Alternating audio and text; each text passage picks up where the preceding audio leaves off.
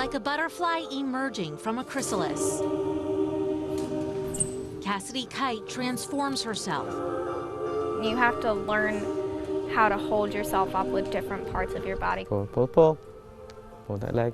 At 14 years old, Cassidy has achieved world gold medal status at pole sport.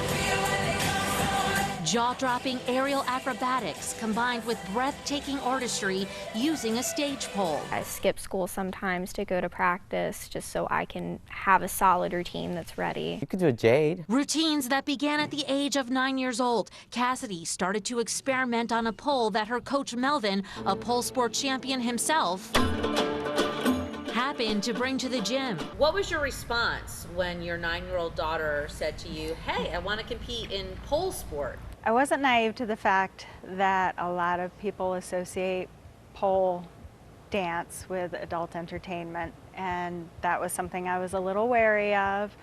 But my husband and I did a lot of research. We learned about the U.S. Pole Sport Federation. A federation dedicated to changing the perception of pole sport in the U.S. I got called stripper a lot last year. It got to the point where I did a class presentation on pole sport. Cassidy is committed to making sure others understand that pole sport or pole art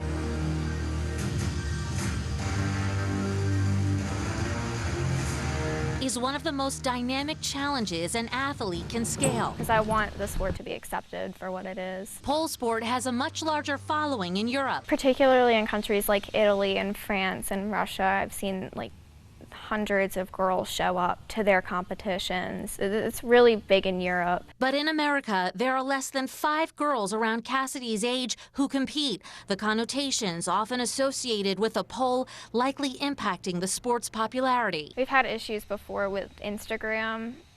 The shadow banning, they would take down posts or say that they were inappropriate. Cassidy uses some of her routines to counter stereotypes while training up to 7 days a week and suffering through 6 different broken bones over the last 5 years. 4 ankle injuries right here. One broken foot happened right before nationals. She stayed up working on the new choreography and working with her cast to get that routine done. Ultimately nailing it and qualifying for World, where she'd go on to win gold.